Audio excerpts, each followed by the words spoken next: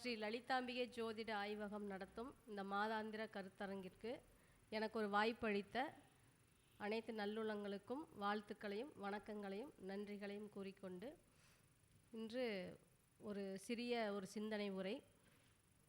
இந்த வடிவேல் சொல்கிற மாதிரி நம்ம வாழ்க்கை எங்கே போயிட்டுருக்குதுன்னே தெரில அப்படின்ட்டு ஒரு காமெடி வரும். அது நிறைய பேர் ஷேர் பண்ணிகிட்டே இருப்பாங்க. அது மாதிரி தான் நிறைய பேர் நம்ம வாழ்க்கையோட நோக்கம் தெரியாமல் ஓடிக்கிட்டே இருக்கிறோம். அப்போ அதுக்கு என்னென்னா, நம்ம முதல்ல நம்மளுடைய ஜோதிட ரீதியாக லக்னம் அடுத்தது ராசி, இந்த ரெண்டு விஷயந்தான் நம்மளை அதிகமாக இயக்கி கொண்டு இருக்கக்கூடிய விஷயம். அதில் லக்னம் என்பது நம்மளுடைய உயிர், ராசி என்பது நம்முடைய மனம் சார்ந்தது மற்றும் உடல் சார்ந்த விஷயங்களை குறிக்கக்கூடியது ராசி. இந்த லக்னமும் ராசியும் ஒருவருடைய குணாதிசயங்களை வெளிப்படுத்தும். இப்போ உதாரணத்துக்கு லக்னம் ராசி இந்த ரெண்டு விஷயத்தில் லக்னம் என்ன, லக்ன அதிபதியோ இல்லை லக்னம் என்ற நட்சத்திரம் இல்லை லக்னத்துடன் தொடர்புடைய கிரகங்கள், இந்த மூணு விஷயம் அந்த லக்னத்தை இயக்கிட்டுருக்கும். அதே மாதிரி ராசியை பார்த்தீங்கன்னா, ராசிங்கிறது சந்திரன் நின்ற ராசி தான் நம்மளோட சுய ராசின்னு சொல்கிறோம். அந்த சந்திரன் நின்ற சாரநாதனுடைய அதிபதியினுடைய வேலைகளையும், அடுத்து அந்த ராசிநாதன் எங்கே இருக்கார் இல்லை அந்த ராசினோட தொடர்பில் இருக்காருன்னா அதனுடைய காரகத்துவங்களையும் வெளிப்படுத்தும். அப்போ லக்னம்மு சந்திரன் தான் நம்ம முழுமையாக இயக்கிட்டுருக்கூடிய அமைப்புகள். இதில் பார்த்தோம்னா அந்த லக்னத்துடையும் சந்திரனத்துடையும் வேறு ஏதோ ஒரு கிரகங்கள் தொடர்பில் இருக்குதா அப்படின்னு நம்ம கவனிக்கணும். ஏன்னா அதோட குணாதிசயங்கள் தான் நமக்கு வெளிப்படும். இப்போ உதாரணத்துக்கு லக்னத்தில் சூரியன் இருக்குது ஒருத்தருக்கு அப்படின்னா, அவர் ரொம்ப தன்னம்பிக்கையானவராக இருப்பார், கௌரவமானவராக இருப்பார், அதிகமாக கௌரவம் பார்ப்பார், தன்முனைப்பு கூட கொஞ்சம் அதிகமாக இருக்கும். ஏன்னா நமக்கு அகில கோடிகளுக்கும் தலைவன் சூரியன் அப்படிங்கிறனால அந்த தன்முனைப்பு கண்டிப்பாக இருக்கும். எதாக இருந்தாலும் நம்ம முன்னாடி இருந்து செய்யணும் அப்படிங்கிற எண்ணங்கள் கூட அவருக்கு இருக்கும். அதே மாதிரி சூரியன் சந்திரன் இணைவு இருந்தாலும் அதே தான். ஏன்னா ரெண்டுமே ஒளி பொருந்திய கிரகங்கள். அப்படிங்கும்போது இந்த சூரியனும் சந்திரன் இணைந்திருந்தது அப்படின்னா கண்டிப்பாக அவங்க தன்னம்பிக்கையோடு இருப்பாங்க, புகழை நோக்கி தான் ட்ராவல் பண்ணுவாங்க. அதிகமாக புகழை விரும்பக்கூடிய அமைப்பில் தான் அந்த கிரக அமைப்புகள் இருக்கும். சரிங்களா? அடுத்தது இப்போ லக்னத்தில் சந்திரன் இருக்குது ஒருத்தருக்கு அப்படின்னா நல்ல ஞாபக சக்தி, நல்ல தீர்க்கமான முடிவெடுக்கும் திறன் ஆகியவை இருக்கும். அடுத்து லக்னத்தோட செவ்வாய், அதே மாதிரி சந்திரனோட செவ்வாய் இருக்குது அப்படின்னா கொஞ்சம் சுறுசுறுப்பான இயக்கங்கள் இருக்கும், அதிகமாக வேகமாக செயல்படக்கூடிய திறமை, அதே மாதிரி அவங்களுக்கு விவசாயம் சமையல் கலை இதெல்லாம் சிறப்பாக வரக்கூடிய அமைப்பு இருக்குங்க. ஆனால் கொஞ்சம் கோபக்காரங்களாக இருப்பாங்க, அது ஒரு விஷயம். அடுத்தது லக்னத்தோடையும் சந்திரனோடையும் புதன் இணைவு பெற்றிருந்தால் அவங்க கொஞ்சம் நல்ல பேச்சு கலையில் சிறந்தவங்களாக இருப்பாங்க. அதே மாதிரி சாதாரண பேச்சு இல்லாமல் கொஞ்சம் நல்ல ஒரு இயல்பான நகைச்சுவை உணர்வோடு பேசக்கூடியவங்களாக இருப்பாங்க. இந்த சந்திரன் புதன் லக்னத்தில் புதன் இருக்கிறவங்கள பார்த்தா மேக்ஸிமம் நட்பு வட்டாரத்துக்குள்ளே அதிகமாக இருப்பாங்க. ஏன்னா அவங்க சுற்றி நிறையா பேர் இருந்து அவங்களோட பேச்சை கேட்டு ரசித்து கேட்கக்கூடிய அமைப்பு கொடுத்துடும். அதே மாதிரி லக்னத்தோட சந்திரனோட குரு இருக்குது அப்படின்னா அவங்க கொஞ்சம் பொதுவான விஷயங்கள், சமூக சேவை, அதே மாதிரி குழந்தைகள் கூட இருக்கிறத விரும்புவாங்க. பண விஷயங்கள், இப்போ பேங்க்கில் ஒரு கேஷியர் இருக்காங்க அப்படின்னா அவங்களுக்கு குரு ஆதிக்கம் அதிகமாக இருக்கும்னு எடுத்துக்கலாம். அதே மாதிரி சந்திரன் குரு லக்னத்தோட குரு இருக்கிறவங்களுக்கு அந்த பொருளாதார சம்பந்தப்பட்ட விஷயங்கள் அதிக நாட்டம் இருக்கும். அதே மாதிரி லக்னத்தோடையும் சுக்கிரனுடையும் சந்திரனோடையும் சுக்கிரனுடையும் இணைவு இருந்தது அப்படின்னா, வணக்கம் சார்,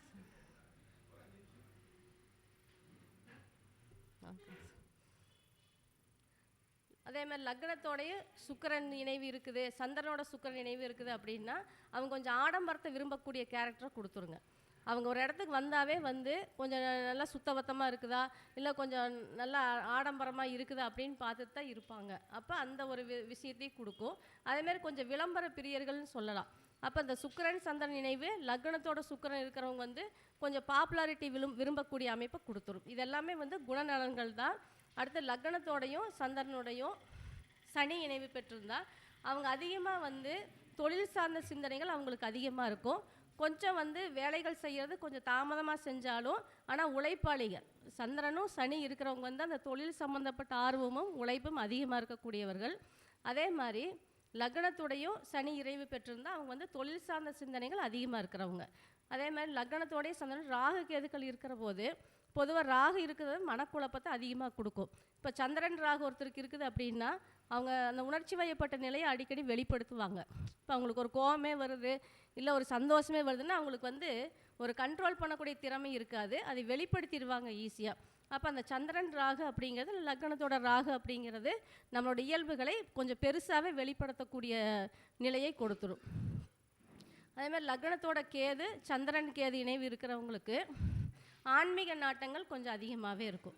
அதேமாதிரி அவங்க வந்து ரொம்ப சமூகத்தோடு ஒன்றி இருக்க மாட்டாங்க, தனிமையத்தை விரும்புவாங்க, சுய சிந்தனை அதிகம் உள்ளவர்கள், வேறு ஏதோ மாற்று சிந்தனை இருக்கிறவங்களும் இருப்பாங்க, கொஞ்சம் ஞான மார்க்கத்தை விரும்பக்கூடிய அமைப்பு கொடுத்துருங்க. அப்போ லக்னமும் சந்திரனும் அவங்கவுங்க குணாதிசயங்களை வெளிப்படுத்தும்.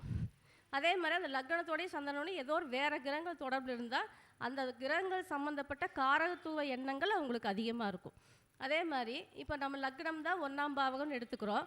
அந்த 1ஆம் பாவகம் அதிபதி எந்தெந்த பாவகத்தோட தொடர்பில் இருக்குதோ அதுக்கு சார்ந்த விஷயங்களை தான் நமக்கு ட்ராவல் பண்ணுவாங்க. அதாவது லக்னாதிபதி லக்னத்திலே இருந்தது அப்படின்னா அவருக்கு என்ன முன்னேற்றம் தரக்கூடிய விஷயமோ அதில் தான் அவர் கான்சன்ட்ரேஷன் இருக்கும். ஒரு விஷயத்தை செஞ்சால் அவருக்கு என்ன பலன் கிடைக்கும் அப்படின்னு யோசித்து ஒரு விஷயத்தை செய்வார், நல்லா தீர்க்கமான முடிவெடுத்து செய்வார். அதே மாதிரி லக்னாதிபதி 2ஆம் பாவத்தோட தொடர்பில் இருக்குது அப்படின்னா 2ஆம் பாவகமும் தனம் தரக்கூடிய பாவகம். அப்போ அவர் வந்து வாழ்நாளில் பொருளை நோக்கிய பயணம் தான் அவருக்கு அதிகமாக இருக்கும். அதே மாதிரி 2ஆம் பாவக அதிபதி லக்னத்தில் இருந்தாலும் பொருள் தேடக்கூடிய அமைப்பை தான் கொடுக்கும். நம்ம கிளைண்ட் ஒருத்தருக்கு பார்த்தீங்கன்னா கன்னி லக்னம், லக்னத்தில் சுக்கிரன், 2ஆம் பாவத்தில் புதனும் சுக்கிரன் பரிவர்த்தனை யோகத்தில் இருக்குது. அவர் எனி டைம் எப்போ பேசினாலும் அந்த பணம் சம்மந்த பேச்சு தான் பேசிகிட்டே இருப்பார். ஏதோ ஒரு வியாபாரம் பண்ணலாம், பணம் சம்பாதிக்கலாம் அப்படிங்கிற எண்ணம் தான் அவர் பேசிகிட்டே இருப்பார். அப்போ அந்த லக்னத்தோடு இருக்கக்கூடிய அந்த 2ஆம் பாவக அதிபதி பரிவர்த்தனை இருக்கிறதுனால அவருக்கு எப்பவுமே பொருளாதார சம்பந்தப்பட்ட எண்ணங்கள் அதிகமாக இருக்குது அப்படின்னு எடுத்துக்கலாம். அதே மாதிரி லக்னாதிபதி 3ஆம் பாவகத்தில் இருந்தது அப்படின்னா அவருக்கு சுய முயற்சியில் வெற்றிகள் வரக்கூடிய அமைப்பு. வேறு பெரிய பின்புடன் இல்லாட்டி கூட அவர் சுயமாக முயற்சிகள் செய்து பல சக்ஸஸ் கொடுக்கக்கூடிய அமைப்பு. இதே பார்த்திங்கன்னா எழுத்துத்துறை, மீடியா, இதெல்லாமே 3ஆம் பாவகம். அதே மாதிரி லக்னாதிபதி 4ஆம் பாவத்தோட தொடர்பு இருந்தது அப்படின்னா அவர் சொத்துக்கள் சேர்த்ததில் அதிக விருப்பம் உள்ளவராக இருப்பார், தாயார் மேலே பாசங்கள் அதிகமாக இருக்கும். அதே மாதிரி அவருக்கு என்ன சந்தோஷம் படுதோ அதெல்லாம் நிவர்த்தி செய்யக்கூடியது அந்த விஷயத்துக்காக அவர் ஓடிட்டுருப்பார். அதே மாதிரி லக்னாதிபதி 5ஆம் பாவத்தோட தொடர்பு இருந்தது அப்படின்னா அவர் பூர்வீகத்துக்கு போகணுன்னு தான் விருப்பப்படுவார் அதிகமாக. இன்கேஸ் அவருக்கு வந்து 5ல் ராகு அந்த மாதிரி விஷயங்கள் இருக்குது அப்படின்னா தடை ஏற்படும். ஆனால் லக்னத்தில் வந்து 5ஆம் பாவ அதிபதி இருந்தால் அந்த பூர்வீகத்தில் இருக்கணும்னு தான் விரும்புவார். கடக லக்னம் நம்ம கிளைண்ட்டுக்கு அவரோட சந்திரன் வந்து விருச்சிகத்தில் இருக்குதுங்க. ஆனால் நீசமாக இருக்கிறதுனால அவருக்கு அங்கே போனால் ஏதோ ஒரு பிரச்சனை வருது. இருந்தாலும் அவரோட மனசு வந்து பூர்வீகத்திலேயே போய் செட்டில் ஆகணும் அப்படிங்கிற எண்ணம் தான், அந்த ஆர்வம் வந்து அவருக்கு இயல்பாகவே அதிகமாக இருக்குது. அப்போ அந்த 1ஆம் பாவ அதிபதி 5 தொடர்பு வர்ற போது பூர்வீகம் சார்ந்த விஷயங்கள், அதேமாதிரி குலதெய்வம் சார்ந்த விஷயங்கள், அதேமாதிரி மன மகிழ்ச்சி, சந்தோஷம் எதெல்லாம் தெரிதோ அதுக்குண்டான விஷயங்கள் தான் அவர் ஆர்வமாக இருக்கார். அதேமாதிரி நட்பு வட்டாரமும் அவருக்கு அதிகமாக இருக்கும், கலைத்துறையில் ஆர்வமாக இருப்பார். அடுத்து 1ஆம் பாவக அதிபதி 6ஆம் பாவத்தில் தொடர்பு இருக்குது அப்படின்னா அவருக்கு அவரே தான் எதிரி. ஒரு விஷயத்துக்கு வந்து தடை போடுறவர் அவர் தான். அப்போ அவர் கொஞ்சம் அதோட கேரக்டரை கொஞ்சம் மாற்றி தான் ஆகணும்.